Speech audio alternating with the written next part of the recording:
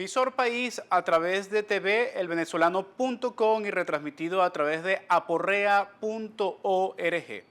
Hoy queremos compartir con ustedes en nuestra editorial un poco el análisis de lo sucedido el 1 de septiembre. ¿Quién ganó el 1 de septiembre? Parece una pregunta trivial, superflua, pero al final el debate después del 1 de septiembre ha girado en torno precisamente al pugilato de saber quién se queda con el trofeo o la victoria. Lo interesante también es saber qué es el trofeo o cuál es la victoria del 1 de septiembre. Al final podríamos hacer un análisis en dos perspectivas. Una desde el punto de vista cuantitativo y otra desde el punto de vista cualitativo.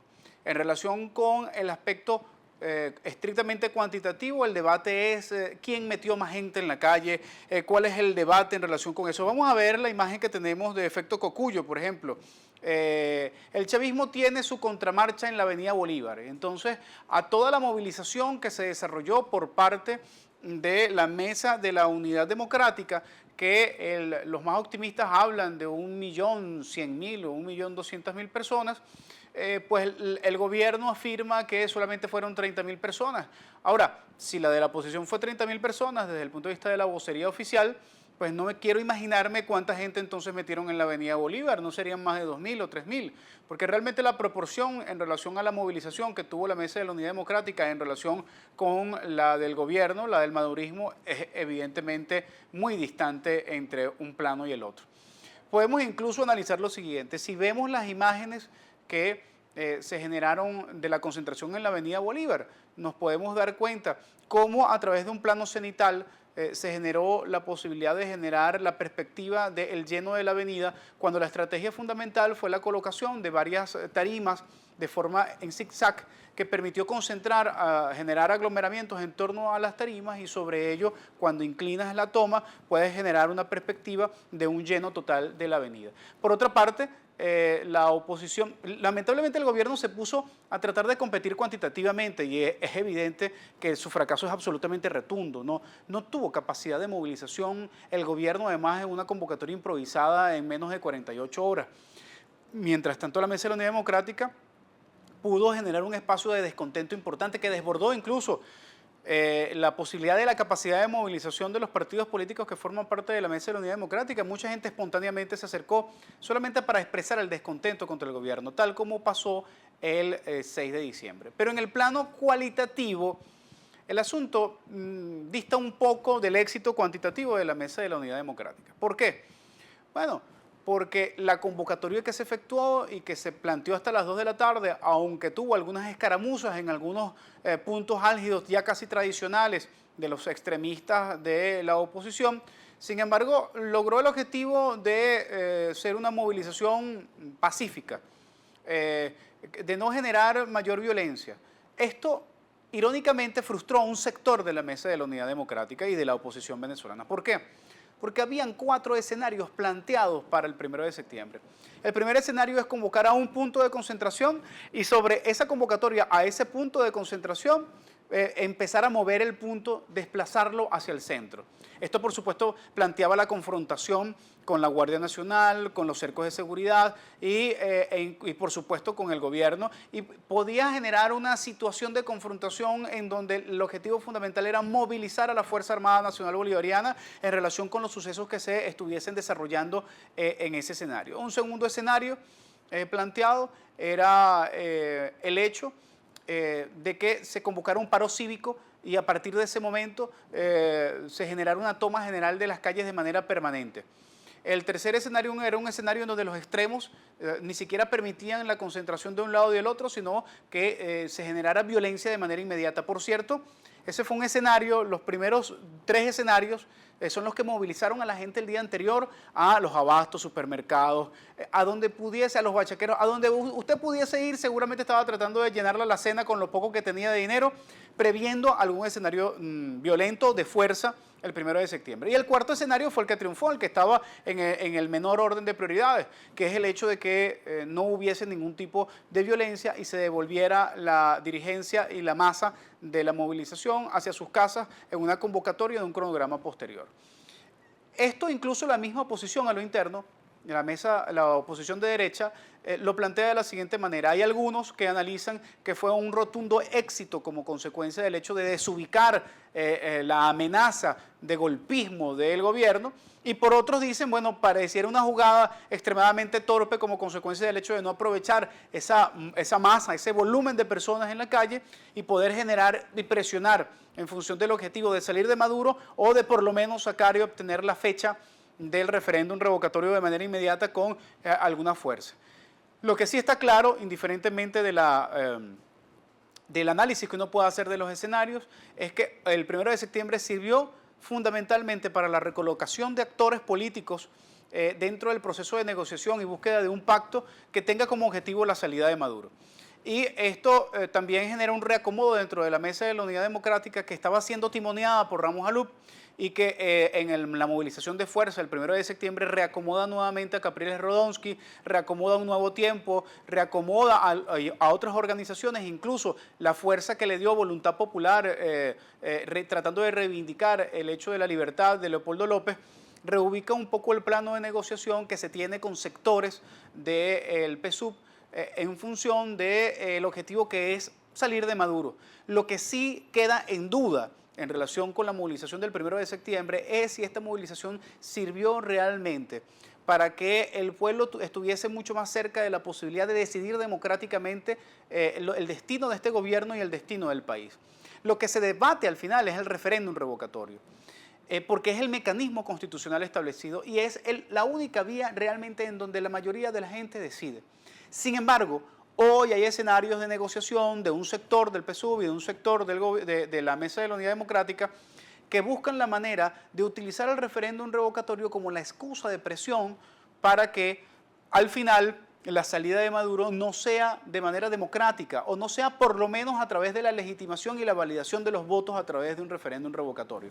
En pocas palabras, se está buscando una salida negociada del presidente Maduro con la condición fundamental de que en el lado del PSUV un sector pueda llegar a un acuerdo de borrón y cuenta nueva y no sean tocados y no sean vulnerados sus intereses, todo lo que se han robado, pero además también su integridad física, y se promueva la impunidad de un sector del entorno del gobierno y por otra parte que la MUD pueda tener a alguno de sus actores privilegiados en función de los intereses de gobernar el país en un futuro.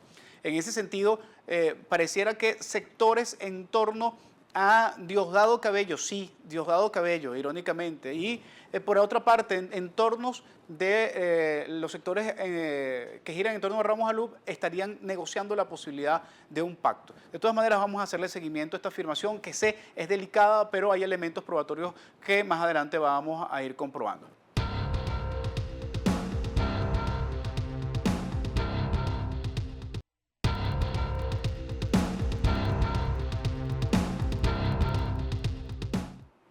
Seguimos a través de Visor País. Les recordamos que se pueden comunicar con nosotros a través del correo electrónico nickmerevans@gmail.com para sus comentarios, sugerencias, reclamos en relación con lo que afirmamos en este programa. Vamos con la primera información que tenemos para este bloque en relación al análisis de noticias y esta información la tomamos del impulso.com.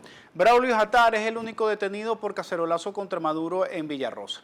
Esta información se genera como consecuencia del hecho de la pública, primero de una duda en relación con la ubicación de Braulio, un supuesto secuestro y posteriormente la ratificación de que el SEBIN lo había detenido. Ahora se afirma que la causa fundamental es el hecho de un asunto de capitales, de legitimación de capitales, de una cantidad de dinero que tenía en su vehículo. La verdad, y disculpen que me atreva a dar un juicio en este sentido, anticipado, es el hecho de que Braulio Jatar, más allá de su posición política, si es de oposición, había sido el gobierno de Carlos Andrés Pérez, X condición que haya tenido, fue el que levantó el video de Villarrosa, la colocó en su portal, Reporte Confidencial, y se generó todo el debate en relación al asunto de si a Maduro lo habían caceroreado y todo lo que había pasado en este pueblo de Margarita. Pone en evidencia Braulio con la colocación de este video que hay una situación de vulnerabilidad de seguridad del presidente Maduro, pero además también pone en evidencia un grado importante de desprecio de un pueblo que naturalmente es chavista, pero que resulta ser que no tenía agua ya durante unos cuantos meses y decidió protestar. Y en el marco de eso suceden cosas, en imágenes no muy claras y declaraciones de detenciones, además de los pobladores posterior al incidente, que dejan en una muy mala postura lo que fue el hecho sucedido en Villa de Rosa, más allá de que el gobierno ha querido evidenciar que el pueblo se lanzó a la calle y lo aclamó y lo besó, y no eran ollas, sino besos y abrazos lo que profería la gente en esta población. Al final, Braulio ha sido detenido y creemos que esto sin duda alguna es atentatorio de cualquier condición de información y de la posibilidad de acceder a la realidad de lo que pasó en ese momento. Pero además también pone en evidencia la gran vulnerabilidad que tiene el gobierno del presidente Maduro, que desconectado de la gente no sabe ni siquiera en dónde realmente puede meterse para poder sentir algún tipo de pulsación y vender alguna imagen favorable de su contacto con el pueblo. Lamentamos y hacemos votos porque efectivamente se aclare la situación de detención de Braulio Jatar e insistimos que una postura de izquierda, indiferentemente de la injusticia que se dé, si es a favor o en contra de quien sea, igual debe ser denunciada si realmente se tiene una vocación y una concepción de izquierda. Vamos con la próxima información, y la próxima información la tomamos de Aporrea. Annalise Osorio: Maduro no aprendió a gobernar en los pasos del presidente Chávez. Esto es una entrevista que le decía Mario Villegas a Annalise Osorio de Quinto Día y que la publica aporrea.org. Annalise Osorio ha asumido una postura crítica en estos últimos tiempos, ya creo yo que más de 2 años. Afirma ante la pregunta de si Annalise Osorio es de Marea Socialista. Por cierto, ella afirma que no lo es, que es cercana, que es próxima a Marea Socialista, pero que ella sigue siendo militante del Partido Socialista Unido de Venezuela porque hasta ahora no sabe si la han sacado de la base de datos, si la han pasado a un tribunal disciplinario, si la han expulsado. Por lo menos ella no tiene información oficial en este sentido. Annalise Osorio es la evidencia más clara de la exclusión dentro del chavismo, a los propios chavistas, pero también es la evidencia más transparente del hecho de que quienes le fueron más leales al presidente Chávez, nadie puede decir que Annalise Osorio no le fue leal al presidente Chávez, pues simplemente pasaron a un segundo plano en el gobierno de Maduro porque no responde a los intereses. Crítica como ha sido de la política y el decreto del arco minero, hoy Annalise Osorio se convierte en una de las más principales figuras del chavismo crítico, pero también se ha convertido en una referencia importante en relación a la posibilidad y la necesidad de ver desde la izquierda unos nuevos caminos. Ojalá Annalise Osorio y el resto de las personas, de las figuras públicas que la acompañan, terminen articulándose en un referente político que dé al traste, que dé un paso adelante en relación con lo que hasta ahora ha sido el Partido Socialista Unido de Venezuela. Vamos hacia la siguiente información, y la siguiente información la tomamos del Nacional. Pasamos de lo sublime a lo ridículo, podríamos decir así. Mientras todo esto está pasando en lo político y mientras no sabemos si a Maduro le dieron un cacerolazo por la cabeza, fue una señora la que atentó en contra de él, o efectivamente la gente lo que hizo fue agarrarlo y abrazarlo a besos, las medicinas e insumos quirúrgicos han aumentado entre 600 y 1000%. Unas declaraciones de la directora general de Salud Miranda así lo expresan, pero además no es necesario que alguien de Salud Miranda nos lo diga ni que el Nacional lo publique. Basta con ir a una farmacia, basta con ir a un supermercado, basta con ir a cualquier sitio a tratar de consumir cualquier cosa para que veamos que la devaluación, que la inflación, que la situación económica, que la distancia entre el poder adquisitivo y los salarios cada vez son más abismales. Y esto es apenas una reseña que hace un medio de comunicación en relación a lo que está siendo hoy el verdadero problema de los ciudadanos venezolanos. Se dice que es la escasez, pero yo estoy casi convencido de que ya el problema no es que no consigues los productos, sino que no tienes con qué comprarlos. El salario, por más que te lo aumente el gobierno, no pasa de $22. En cuanto a efectivo. Si lo hacemos integral, por cierto, una cosa muy curiosa, este gobierno ha logrado romper el récord de la tercerización del salario, de la bonificación del salario, porque ahora 2/3 del salario es un bono que no repercute en las prestaciones sociales. 22.000 bolívares en el salario mínimo es en efectivo y lo otro te lo dan en unos tickets que otros se enriquecen en función precisamente de la emisión del ticket o de la tarjeta. Lo que al final termina siendo realidad es que cada vez el poder adquisitivo del venezolano va más al piso y por eso tanto descontento y tanta indignación. Vamos a la última información de este bloque. La última información la tomamos de Caraota Digital. Mientras entonces vemos cómo el presidente le huye a las cacerolas, vemos cómo hay una crítica interna dentro del chavismo que cada vez asume mucha más fuerza y vemos cómo la inflación nos come.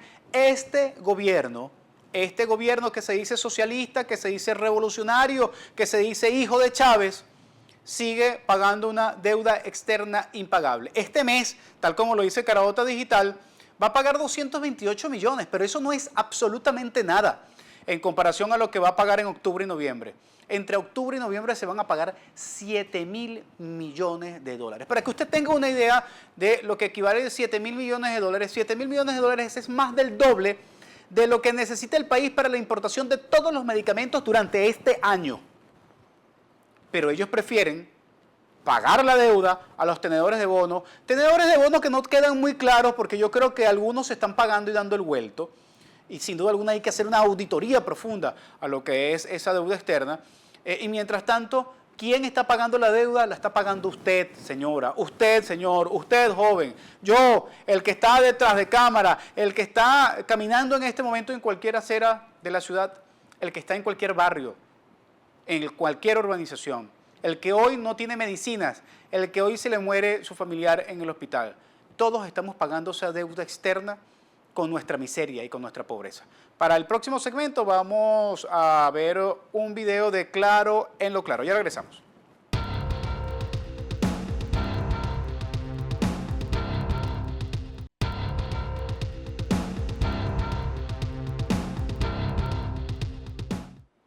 Y en este último bloque vamos a darle el espacio a los muchachos de Claro en lo Claro, que hoy nos tratan en su micro audio. Gobierno declara a Erdogan como su ejemplo a seguir en la lucha por la paz. Veamos qué nos dicen y lo comentamos al final.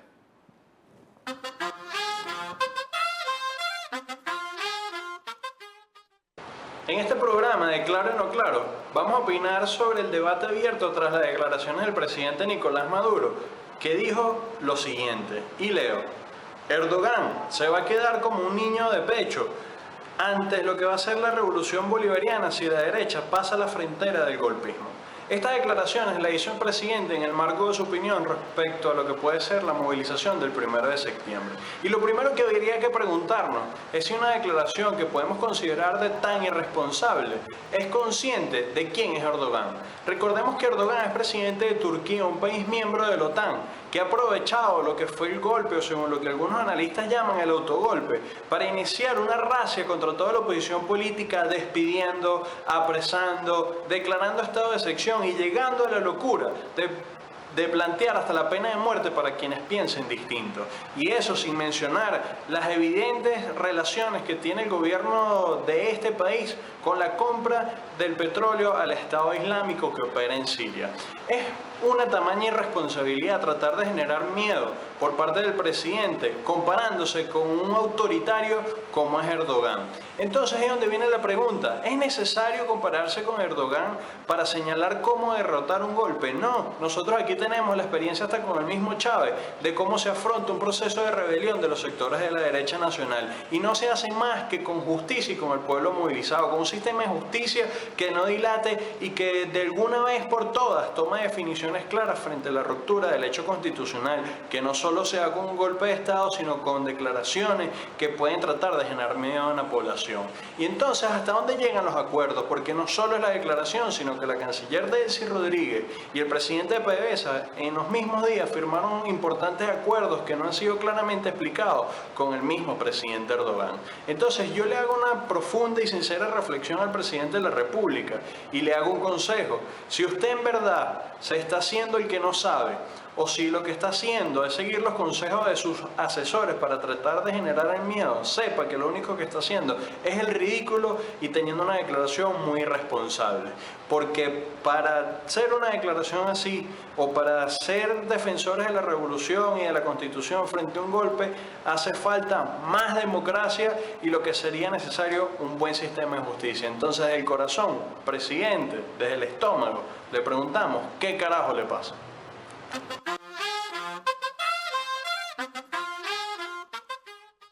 Bueno, y Alexander Marín, a través de Claro en lo Claro, el grupo de muchachos que anden haciendo estos micros, un poco para generar reflexión. Hoy han tocado un tema bastante sensible. En verdad que ha perturbado mucho estas declaraciones de Maduro. Ya en el marco, por supuesto, de no esperar que la rectificación sea en la conducción del gobierno del presidente Maduro, uno lo único que podría desear es que por lo menos lo que quede de gobierno de este señor sea mínimamente llevadero y que por lo menos cumpla algunos parámetros democráticos que permita que otras expresiones políticas puedan ocupar también nuevos espacios y nuevos actores también puedan tener una reubicación en ese mismo plano. Pero la repolarización, la única que ganó como consecuencia de la movilización del 1 de septiembre, porque hasta ahora ni el pueblo, ni mucho menos aquellos que se ven profundamente afectados por esta crisis, son los victoriosos del 1 de septiembre. La repolarización, que es aquella que ha triunfado hasta ahora, las cúpulas de los sectores que repolarizan victoriosos como consecuencia de esa tensión que se generó a partir del 1 de septiembre, pues definitivamente no están dando la posibilidad de que otras alternativas emerjan, porque esa polarización coopta, controla el sistema electoral, controla el sistema de partidos, controla además la posibilidad de la expansión de espacios de medios de comunicación que puedan abrir nuevas alternativas al análisis desde el punto de vista masivo en relación a la reflexión de lo que hoy vive el país. En ese sentido, los muchachos de Claro en lo Claro, sin duda que están haciendo un extraordinario esfuerzo por colarse en algún nivel de cerco mediático y por eso nosotros desde acá, desde Visor País, estamos abriéndole el espacio para la colocación de estos micros que se han convertido en virales.